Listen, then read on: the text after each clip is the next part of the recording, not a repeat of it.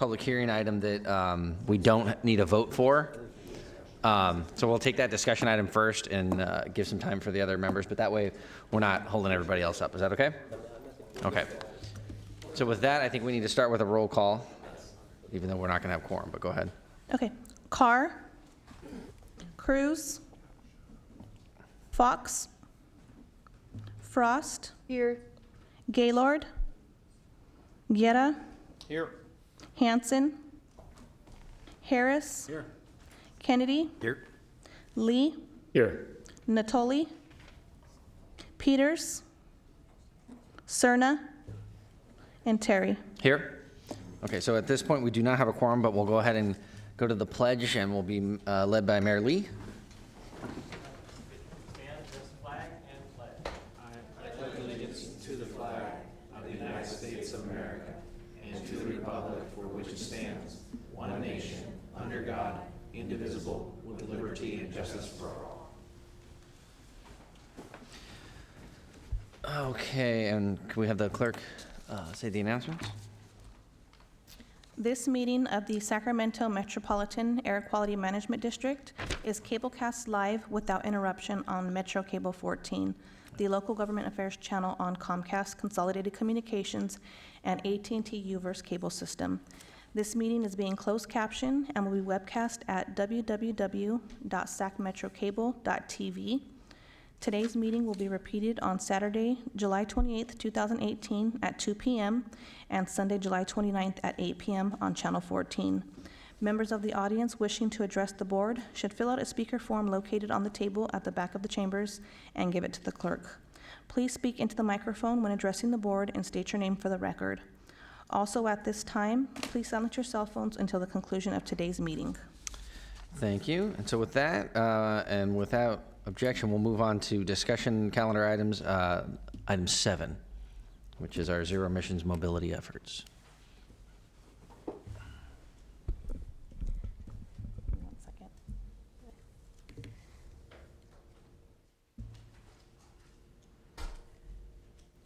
Can I get the presentation to come up, please? As the presentation comes up, I'll provide some context for the board. What we wanted to do with this presentation is bring you some of the very exciting news about the many programs that we're putting together at the district in concert with many partners that are here today. So we want to give the board a sense of all the great mobility innovation concepts that we're trying out.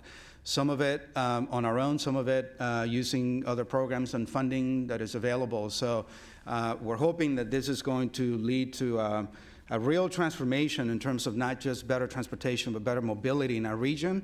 And the fact that we're leading the pack is relevant for you all to know and to be aware so that you can communicate with your constituents. And obviously, we're going to keep an eye on not what we're doing and staying there, but where can we take it next. So with that.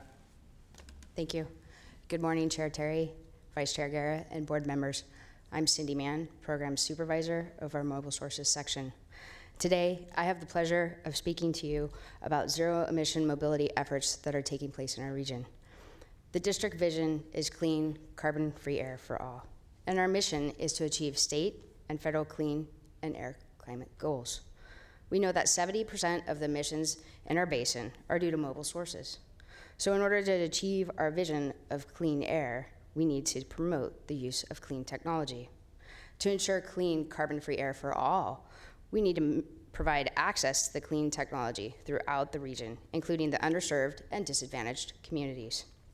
These are key strategies in our zero-emission mobility efforts.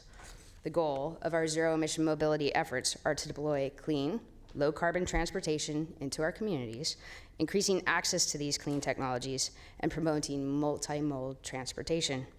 For the zero-emission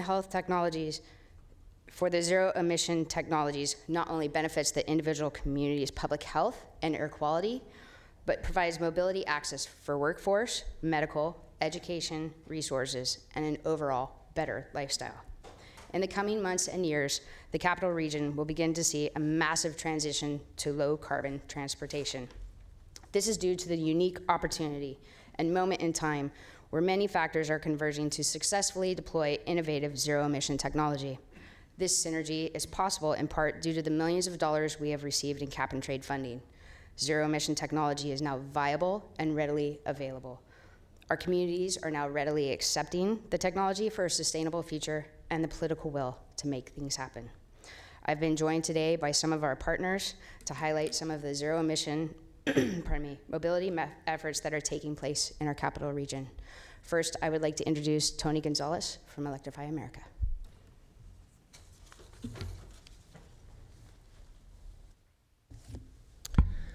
Thank you, honorable members. My name is Tony Gonzalez. I represent Electrify America, which is a subsidiary of Volkswagen North America, which was created largely to promote awareness and encourage ultimate adoption, widespread adoption of electric vehicles in the United States, but really with a strong focus in California. Electrify America is very, very happy to partner with the City of Sacramento, to have made the City of Sacramento our first green city, which means a number of things. And we'll have our partners with GIG and Envoy and SAC-RT mention, go into a little bit more of the details as to what these different mobility programs are all about, but I'd just like to mention them very broadly and briefly. The first is our GIG car share service, which will operate within a 13 square mile home zone in the City of Sacramento, which is essentially a point-to-point car share service that GIG will talk about in detail in a few minutes. We will also have or what we call our Envoy service, which will involve a round-trip mobility functionality. Of course, these are with electric vehicles. I think that goes without saying, but I do need to mention that we are talking about a large fleet of electric vehicles, both for the GIG and the Envoy service. Also, we are working with SAC-RT to provide electric buses for a bus service between UC Davis, West Sacramento, downtown Sacramento, and the UC Davis Med Center in Sacramento, in Oak Park.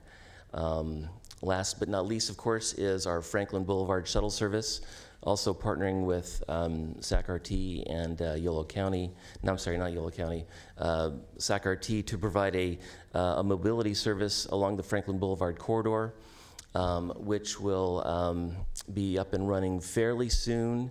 The electric buses are being manufactured. My best understanding is that they'll be available here in Sacramento the first quarter of 2019.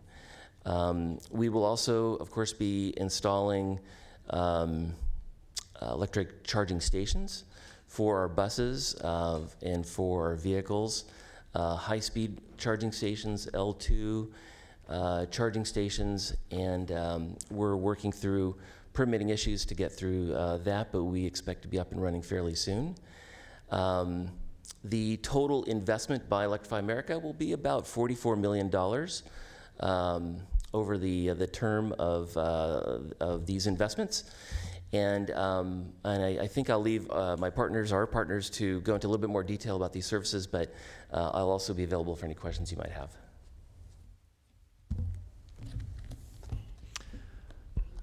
Thank you. Go ahead. Thank you, Tony. We appreciate Electrify America's efforts throughout our region. Next, I would like to welcome Jennifer Gress from the City of Sacramento.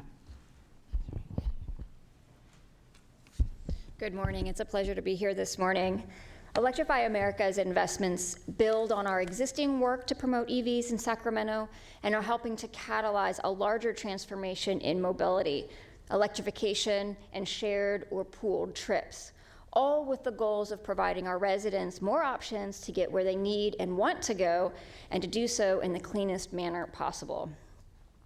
The city's framework for zero-emission mobility is embodied in our EV strategy, which the City Council adopted in December of last year, the first of its kind for the City of Sacramento.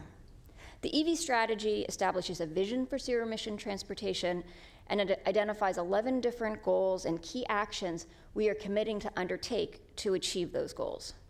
Embedded in our strategy is a vision based on 4 principles: enhancing the mobility options of our lower income residents in disadvantaged communities, strengthening first mile, last mile connections to transit, positioning Sacramento as a hub for the demonstration and deployment of zero-emission technologies and innovative models to facilitate mobility, and establishing ladders of opportunity for our residents. This isn't just about helping people get to jobs. It's also about creating jobs and training opportunities in a new economy that's based on clean energy and transportation. To achieve this vision, we have set some pretty ambitious goals. 75,000 ZEVs by 2025. 75,000 is over 23 times our current number of 3,200. Another key metric is number of households with the ZEV. Currently, 2% of households do, and we're striving to get to 35% by 2025. And we aim to get to 40% of annual sales being ZEVs by 2025, up from 2% today. These goals are based on Sacramento's share of Governor Jerry Brown's goal of 1.5 million ZEVs on California's roads by 2025. Electrify America's investments will certainly go a long way to helping the city achieve its goals. Tony provided an overview of Electrify America's investments, and I want to highlight two specific projects. The first is GIG's car sharing service. GIG operates a free float model of car share, where a user can pick up and drop off a car anywhere within a 13 square mile home zone. And for reference, the home zone in GIG's service is pretty similar to Jump Bike's home zone. There'd be a total of 260 ZEVs operating in Sacramento, which is a significant investment in electric shared mobility. As I mentioned, investing in low-income and disadvantaged communities is an important priority to the city, and we are very pleased that 70% of GIG's home zone consists of low-income or disadvantaged communities. And 75% of the developments where Envoy will be operating are located in such communities. The second project I want to highlight is the ZEV shuttle that will operate between the University of California Davis main campus and the UC Davis Medical Center here in Sacramento. This will replace an existing shuttle service that UC Davis operates solely for its students and faculty, currently with hourly service. The new service will be open to the public with stops in West Sacramento and downtown, and include 15-minute headways during peak hours and 30-minute headways at other times. We're really excited about this new service as it will facilitate access to the university and to Sacramento and enhance the connectivity and collaboration between these communities to foster economic development. Before concluding, I want to leave you with three thoughts. First, the transition to zero emission and shared mobility is occurring right now, and we want to ensure that Sacramento is in the best possible position to take advantage of it. Second, when you take into consideration the range of investments we are collectively making in transportation, jump bike share, microtransit, car share, EV charging, complete streets, we are building a holistic mobility system that reduces and for some eliminates the need for personal auto trips. And we're also increasing the likelihood that the personal auto trips that do occur will be in EVs. These investments are necessary to enhance access, improve air quality, combat climate change, reduce congestion, and promote economic growth and vitality for the region.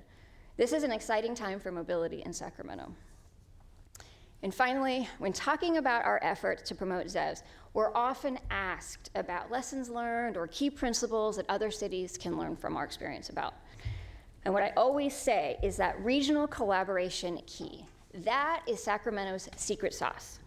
We work closely with our partners towards a common vision, and I want to thank the Air District for being a leading partner in this work to transform mobility. Thank you. Thank you. Go ahead. Thank you, Jennifer. We have enjoyed our active collaboration with the City of Sacramento and the Mayor's Office. I would now like to introduce Eric Ohana from Envoy.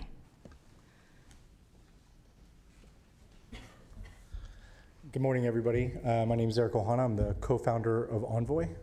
Envoy is a community-based car sharing platform. We park our vehicles at apartment complexes, at hotels, and at offices as property amenities, typically exclusive for the tenants or the residents of that property. I'm really excited to talk to you about two programs that we're working on here in the Sacramento area. The first one is a grant that we were awarded from the California Energy Commission, and the second is funds that we're getting from Electrify America to deploy into communities here and around Sacramento. So for the California Energy Commission, we have 30 cars being deployed in 15 sites. So each site gets 2 dedicated level 2 chargers with 2 dedicated vehicles. Those vehicles can be accessible by community members for personal use, but we're also allowing people to use them to go drive for the gig economy, so they can actually make personal income with these vehicles. About 75% of these vehicles are going into disadvantaged communities. We think that's going to be extremely impactful for those community members. They're typically late adopters. They're not thinking about electric vehicles for their next vehicle, and this gives them their first access to this technology and to these vehicles, but they're also able to make personal income with these vehicles. And with what we're charging them to use these vehicles, we believe that they're going to see, or they're going to be earning more than 30% more than the current minimum wage. So we think that'll add a lot of different benefits to those communities. Each vehicle can support up to 2 full-time jobs or even 10 part-time jobs. Next slide. So this is just a little bit more detail about the programs themselves. On the CEC side, again, we are installing level 2 chargers. Our partner on that program is actually ChargePoint, and we are installing dedicated chargers for each one of those vehicles. We have already identified all those properties and have contracted with those properties to install those. On the Electrify America side, for this first tier, it's going to be a total of 71 sites and 142 vehicles. This slide is a little outdated, but it's outdated because it gets updated almost every day. We are actively signing agreements almost on a daily basis with hosts, site hosts. We are up to about 26 signed agreements here already for the Electrify America program, but every week that is growing. So our goal is 71. If you saw on the previous slide, we are trying to put our vehicles and our sites all across all the districts within the city of Sacramento. We are still looking for more sites, so any council members that might have stakeholders that would like to see these vehicles at their properties, please feel free to contact us and give us any kind of suggestions. Thank you. Thank you, Eric. We look forward to collaborating with Envoy in the near term. And now we'd like to welcome Nathan Walsh. Good morning. My name is Nathan Olsch. If you could hit the slide, please. My name is Nathan Olsch. I'm the Executive Director of the Franklin Boulevard Business District, as well as the the Franklin Neighborhood Development Corporation, where I serve and represent 600 businesses, 160 property owners, as well as 10,000 residents and 7,000 employees in South Sacramento. That said, our journey has been long, and we continue to strive to better our community. We are overlaid with several different zones, as mentioned before. We are in the disadvantaged community area. We're also part of the Promise Zone. We're also part of the Economic Opportunity Zone, which is equity for our area of low-income folks. That said, we do have a lack of infrastructure in our district, and this is one of the issues that really pertains to us. And in partnership, as alluded to before by Jen Grass, is partnerships are key. A few of the folks in the room that we do have is from the Air Quality Management District. We have Paul and Gary. They were part of the SACOG endeavor of Civic Lab. This began last August, and this was one of our biggest opportunities for us to be able to not only put us on the radar, but to partner with Electrify America, with RT and other folks. I do also want to mention with our council members and our supervisors from the county, this has been a huge boon for us as well. We haven't had this quite of opportunity or investment in our district for quite some time. That said, Civic Lab, at the end of it, we just ended not too long ago. This allowed us to partner with RT. This is a $400,000 investment that we garnered from an investment opportunity through all of the partner agencies, specifically through STA, Sacramento Transportation Authority funds. With that, it allows us to be able to provide mobility options that once we never had.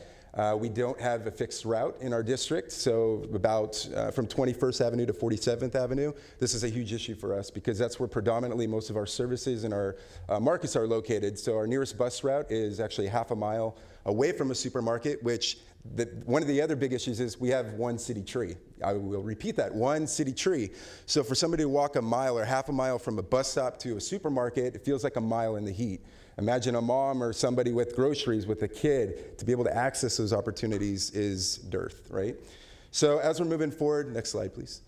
We are beginning with our Smart Ride transportation. It'll begin August 1st. Our ceremony ribbon cutting will be at Capitol Commerce Center, the formerly known as Campbell Soup Factory, at 9 a.m. If you haven't got the invite, you formally have as of now.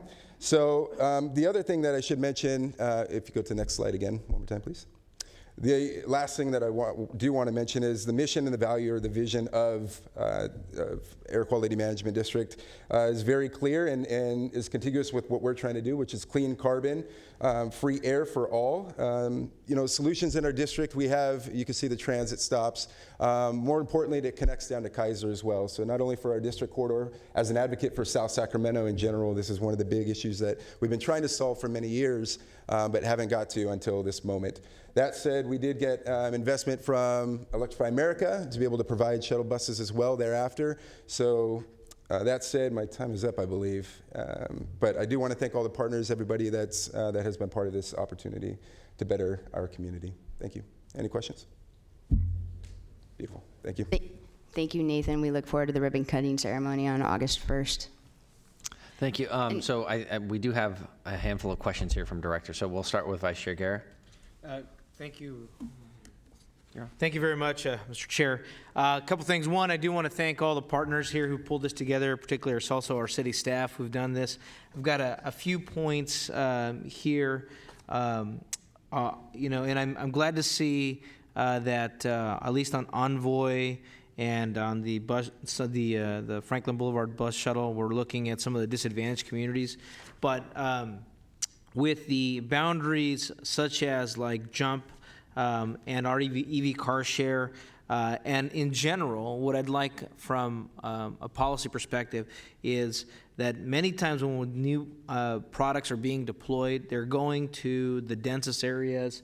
And if we can actually put that screen back up of where we had, I think Envoy had their map. There we go. Most of the time, the maps don't look like the one on the right. Most of the time, the maps of these services look like the one on the left, where you have services going to areas with higher income, higher accessibility, so a good example is when we look at the boundaries where Jump and the EV car share go, they all land around 14th Avenue, and the majority of those communities within that boundary are on the preponderance, folks who are choosing to look at EV car share, from a from an environmental perspective. Also, maybe they don't want to deal with another vehicle, but not from an economic necessity. And when you go further south and further north, and even in the unincorporated areas of the county, South County, there are a lot of communities who a vehicle is an expensive piece. So I hope that that as we develop our public policy and the different stakeholders who are involved in these pieces are pushing the private industries, because even as I think our city staff mentioned, the transition point, it's a transition that we're trying to use. It's all being geared by private business. None of these, with the exception of maybe the Franklin Boulevard District, which is a quasi-business, quasi-government entity, are government businesses. The private businesses are, at the end of the day, are looking to making sure that they run their business. And many times, the low-income communities are not the starting point to make sure that they benefit. So what I'd like to see is to make sure that when we move at the beginning of our programs is that we take that focal point in mind and making sure that that's taken into consideration. The last piece is I wasn't clear on what the red dots were. Now those are all different charging stations that ChargePoint's going to be putting out that you're using. Is that correct, Aaron? So the red ones are actually locations that we've already identified. Those are already identified. The yellow and orange ones are contracts we've already signed. Okay, I see. So those are the ones that are red are ones that we've actually inspected, have gone out there. We're either negotiating with the property owner on some level. But on every one of those sites that we sign, there will be dedicated chargers there that are installed. Good. And I'd like to work with you guys on this, and I'm sure some of my other colleagues. We should be looking at some of these technologies as economic development tools, as was mentioned earlier, particularly if you look at where our small businesses in disadvantaged communities are growing. They are the highest employers, but they're also many times communities that are not used to dealing with government and the bureaucracy or knowing access to all of these new ideas that are coming up. And I'm specifically talking about like the Little Saigon community, different small businesses, even on Franklin Boulevard. And I think having a better connection with them to say, hey, this could be a tool to drive new folks. I mean, if I'm coming up to 99 and I need a charging station, it's probably easier for me to get off of Florin and go charge in Little Saigon than trying to battle something out in another part of the city. So I think it could also be driving points to help also some of our old retail facilities that have been dying because of the freeway construction. So if we could look at that as an economic tool and say, okay, how can these investments be helpful to spur economic or foot traffic to some of these areas? With that, I think this is a great move, good work for our district partnering and all the partners involved, and also Mr. Gonzalez, great presentation, and I look forward to working with you guys more on this. Thank you. And we have some additional questions from Director Kennedy. First I want to say that this is very exciting. 30 years ago, this is what I did for a living. I'm glad smarter people took it over and so we could see it happen. And so it's well done by staff and all of the partners. Mr. Olsch, I have just one question if you could come to the podium. The key to the success of this is going to be, particularly on Franklin, with all of the hurdles that we have. No pressure. Is going to be getting the word out and spreading the word. As chair of RT, I'm having the same conversation with RT staff. What are you guys doing to make sure that people are aware that this service is available and how to use it? Correct. Very good question. So currently we are, so I should preface this with I do speak Spanish. We have a predominantly Latino community, 48% roughly Latinos. And so of the business community and the employees and staff, we're leveraging that because of the language barriers that we encounter. We also have a strong Hmong community as well, the further south you go. We do Facebook ads, for example. That's the easiest low-hanging fruit, if you will. But we also got posters, so working with RT staff to encourage our businesses, our community members to pass out the flyers, to put up stuff. We're doing actually an event at La Familia today, an ice cream social to be able to highlight RT and what we're doing for microtransit, and then the other investments from EA, Electrify America, to help present that. We did get $170,000 from the Transformative Community Climate Community grant to be able to parlay these efforts into other opportunities as well. So we're using that to hire somebody to also hand out information, but create a playbook that will double down on the strategy to be able to present that as Jump Bike or as other opportunities come to fruition. We're trying to be proactive about that as opposed to being reactive, where something's already out there. We want to be ahead of it and say, 6 months from now, here's what to expect, so it's not foreign. Maybe you could, I know you guys do business walks regularly. Maybe, include something that they can post in their business when your next business walk and get the businesses into. Yep. That's great. And I want to thank you for your leadership. Not every PBID stepped up the way you did and pushed it as hard as you did. It's important for us. The one area of disappointment is you have Bel Air on the map, but no La Superior. I talked to RT staff about that. No comment. Thank you. But yeah, thank you. Thank you, Director Kennedy. Director Harris. Thank you, Chair. Nathan, can you want to pop back up? So the thing that's Sorry, really, I didn't get to you fast enough so he could stop you before you sat down.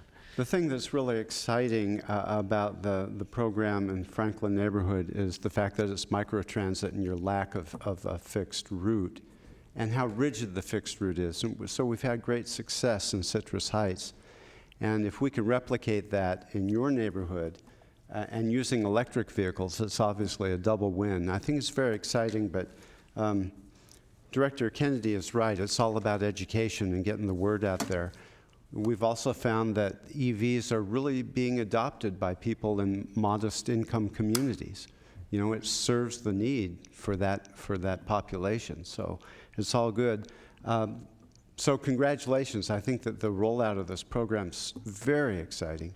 I'd also like to say, as far as street trees, we are working on an urban forestry master plan, and if we will be successful, and we will be bringing trees to your neighborhood. I greatly appreciate that. I do want to mention that we are doing complete streets, so there's a heavy investment in our district as well. We have a lot of efforts moving forward. I obviously didn't have time to talk about them all, but pertinent, but they're all contingent on each other and as we move forward, so thank you. So good things ahead. Thank you for your efforts. And Eric, could I ask you a question? So what is your strategy for keeping all of the vehicles charged in the car share program? Well, the great thing about our service is the car has a reserved parking spot, and at that reserved parking spot, there is a level 2 charger. And an individual can't actually end their reservation until the vehicle is plugged in. We know that. This card talks to us, so we don't actually allow somebody to end their reservation until the vehicle is plugged in. Nice. So that was a piece I was not aware of. That's great. I just wanted to make a comment that I've been working with several developers in student housing around Sac State and encouraging them to contact you, and I believe they will soon, about developing car share in their development. So I think that the student population will be adopters of this as well, to a significant. Our background was student housing development, and this idea actually came out of that, so we would love to participate. Well, there's a lot of units, a lot of beds going up near Sac State, so I think it's a great market to tap into. And since we are kind of being broadcast live, if anybody thinks there's a property that should be included in this program, they can go to our website. It's envoythere.com, and there's a place that you can nominate your property. And from that link, you can put in the property information, and we'll contact the property and try to get things going. Yeah, it's envoythere.com, ENVOYTHERE.com, and then nominate your property. Very good. Well, I think on our side of the dais, we'll do our part to help make you be successful. Yeah, one last point. This wasn't mentioned, but Electrify America, for anybody utilizing these services, they can actually access DC fast chargers in multiple locations all over the city, and those charging is for free. So it's really free fuel for anybody using these services as well. And will those fast chargers be available to the public generally as well? I believe so. Yes, they will be generally available for the public, but anybody using our vehicles for the gig economy to make money will also have that savings of not actually have to paying for electricity or fuel for the vehicles. Excellent. Appreciate your efforts.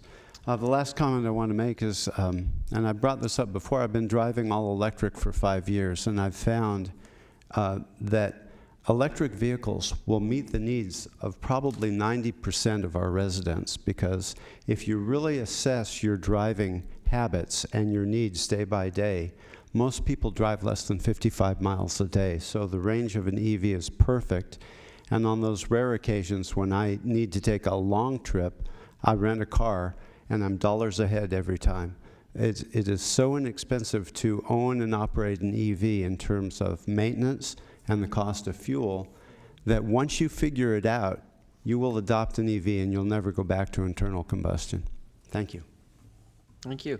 I just want to note the time. We're at 9:45 and we still have, and I don't want to cut off the discussion because I know we have other questions, but we still have the consent, another item to discuss, and 2 items in closed session. So with that, Director Lee? I just want to chime in saying that how excited I am about in particular the collaboration amongst the various partners. Some things we're doing in the city of Elk Grove is working in conjunction with Go Green Foundation as well. So I will look forward for any sort of opportunity to collaborate along those lines. Thank you. Thank you, Director Fox. And welcome, Director Fox. Thank you. Just very quickly on the micro transit, the RT down to the south side. In about 60 days, could you give us back some information about the success? Being from Citrus Heights, I know how quickly hours went from a few riders to 200 riders a day. Yeah. And it would be interesting to see how that works on the south end, because I like that regional concept. Yeah, fair question, Director. If Yeah, it's so possible, we're gonna, and if the chair would allow it, I'd like to, about 60 days out, see how that's going. yeah, we'll give monthly reports, I believe, internally, regardless, but we're working heavily with RT to make sure that this becomes successful. Great, thank you. And for Envoy, whenever you're ready to come to Citrus Heights, shoot me an email. Thank you. Okay. So with 60 days, we'll get a report back to the board? You're going to be hearing on this topic from us frequently, because as you can see, it's a lot happening and it's very exciting, and we're going to keep you posted. So we'll definitely bring you back information. Okay, thank you. And do we have another speaker? Yes, just a couple of slides to wrap up. Okay, go ahead. And now for the program that started it all for our region, our community car share. Phase 1 was the pilot program for this project. We were able to bring 8 zero-emission vehicles and 8 level 2 chargers and 1 DC fast charger to 4 DAC subsidized housing complexes. To date, over 6,000 trips have been taken, 92,000 miles driven, and over 100 members. This pilot program has provided mobility access for employment, medical, education resources, and an overall better lifestyle for the residents of these communities. Our success with this program has led to Phase 2 and Phase 3 in order to expand this wonderful program. Phase 2 is currently in process, and we are on track to have 6 ZEVs and 6 level 2 chargers at 3 DAC subsidized housing complexes by December 31st of this year. Phase 3 should begin in 2019. Ride Hail is a pilot program introduced in Phase 2. This Visa logo credit card will provide added flexibility and transportation options to the participants at Phase 1 and Phase 2 locations, as well as eligible DAC residents at large. This Visa card is merchant code restricted and will allow participants to use sustainable transportation options such as regional transit, Lyft, Uber, Jump Bike, as well as Connect Card. Last but not least, Clean Cars for All. This program focuses on providing financial incentives for low-income, disadvantaged communities participants to replace an older, higher polluting vehicle with a clean transportation alternative. There's $5 million from cap and trade funding available for this program. Once the program is implemented, it is eligible for annual expansion funds. This table shows the potential incentive amounts available to participants. Incentives can be used to replace older vehicles with newer or pre-owned clean technology vehicles with provisions to provide access to alternative mobility options such as public transit, car sharing, van pooling, ride hailing, and electric scooters through a preloaded Visa card strategy in lieu of a replacement vehicle. 3 benefits of the Clean Cars for All program. 1, replacing older vehicles with newer or pre-owned clean technology vehicles, thus promoting clean technology. 2, alternative transportation options. This will be served using the same prepaid Visa logo card strategy that is going to be piloted in our community car share program, thus promoting multi-mode transportation. 3rd, the educational component, informing participants of the Clean Cars for All program, the availability of ride-hail job opportunities, which would in turn expand EV ride-hailing in DAC communities, thus improving access to clean technology for all. We are currently working with ARB and hope to have an agreement before June 30th of 2019. Funding is essential to realize our vision of clean, carbon-free air for all. Currently, we have a regional commitment of $13.3 million and a potential of $21 million in future funding. Many of the current funding sources for our zero-emission mobility efforts have geographic restrictions on where the monies can be spent. In the future, we look forward to modeling these successful efforts and expanding these programs to the entire district. The Sacramento Green region is an example of this. This future funding and multi-agency regional efforts will help to continue the synergy and allow the zero-emission mobility efforts to flourish in the capital region, as well as moving us closer to our vision. We thank you for your time. Staff and partners are available for any questions you may have. Thank you. I think we got out most of our questions. Any other questions for staff or the presenters? I just wonder if we could get the contact information for Eric. He said, contact me if you might have a location in your district. We'll make sure that Can you email us maybe the contact or? Well, we'll make sure that we collect all the contact information and we'll send a note to the board so you have it easy access. Great, thank you. And then just one correction on the slide. You can see we have some problems. In your packet, you should have the legend for the pie chart. The numbers are, the dark blue is 44 million from Electrify America, and the light blue is 34.3 million, which is the regional commitment that you see on the table. Great, thank you. Any other questions? Thank you to all the presenters and staff. That was great. Okay, so let's move back to the top of the calendar here, and we'll take the consent calendar items. Anything need to be pulled? No. Any public comment? No. Okay. Okay, we have a motion. Do I have a second? So I have a motion by Garrett, a second by Harris. All in favor? Aye. Any opposition? Motion carries.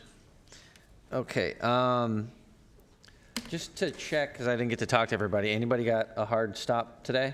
Because we have to have everybody here at 10:20. Okay. So let's go ahead and try to take this public hearing. We still have 2 items to do in closed session. So we'll just keep an eye on 1020 as our hard stop in closed session. So with that, we'll move on to item 6, which is adopt Rule 419. Well, good morning. My name is Kevin Williams, and I lead the rule development program at the district.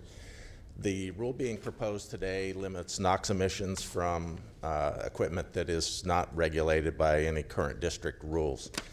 In the interest of time, I'll give a brief presentation that focuses on the reasons why we're proposing the rule and what its impacts are. EPA made a finding that the district has a deficiency in its implementation of reasonably available control technology at major sources. And as a result of that finding, the district is under a sanctions clock. And adoption of Rule 419 will stop the sanctions clock. The rule is being brought before the board in 2 phases. Today's rule is going to apply only to major sources, and it's going to address the immediate need to stop the sanctions clock. Later this year, we're planning to bring back revisions that will set NOx limits on non-major sources as well, which will give us an additional time to address some technical issues that came up during our discussions with the smaller sources. We have one major source that's subject to the proposed rule. The natural gas-fired ovens at that facility already meet the rule emission limits, so there won't be any cost for equipment.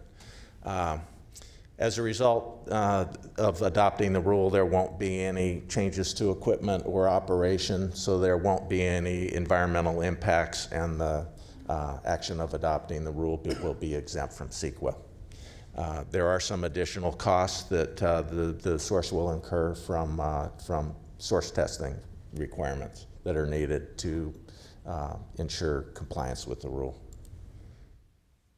So our recommendations today are to conduct a public hearing to determine that the adoption of the rule is exempt from CEQA, to adopt the resolution approving the rule, and then to direct staff to forward the materials to CARB for submission to EPA. Thank you. Thank you. So first, we'll open the public hearing. We have no public comment. We have no public comments. Do we have any comments or questions for staff? Yeah. Director Natoli? Yeah, thank you, Mr. Chair. Question then, in the staff report, it talks about that when you were doing some of the workshopping, you were looking at both this new Rule 419 as well as Rule 414. And I guess I just wanted to have an understanding that, and you're going to be bringing that back as I understand it, but and that affects water heaters, boilers, and process heaters, less than a 1 million BTU. How far down does that go? Does it go to household water heaters? Are you going to be looking at that in the 414? And if so, what, just very briefly, Kevin, could you tell us what you ran into that you hadn't anticipated in the workshops that will trigger you to do some additional review? Director Natoli, maybe I'll just cover that one real quickly. Okay. Not a problem. So the changes we're actually proposing to 414 is an existing rule and already covers down to residential water heaters. And primarily that rule and regulation is a point of sale regulation, requires that people that are purchasing and or selling and installing smaller water heaters are already buying something that meets the standards. The change we're proposing for 414 at the moment is an actual exemption from it for hot water pressure heaters, primarily that are typically diesel fuel fired. These are small ones that places like regional transit may be using when they go through and they're cleaning up stations and areas and things of that nature. And there's about 15 to 20 of those units, and there are no certified devices. So we're simply adding an exemption to the existing rule to be consistent with some of the other districts in California that have come across this equipment. So that would be mobile, portable equipment that's either truck mounted or... That is correct. So used for cleaning streets and such? That is correct. Pressure washing. Pressure washers, got it. Okay, thanks. Any other questions? Okay, seeing none, I will close the public hearing and entertain a motion. I'll move the item, Mr. Chair. So we have a motion by Guerra, a second by Kennedy. All in favor? Aye. Any opposition? Okay, motion carries. Thank you. Okay, with that, we will adjourn to closed session.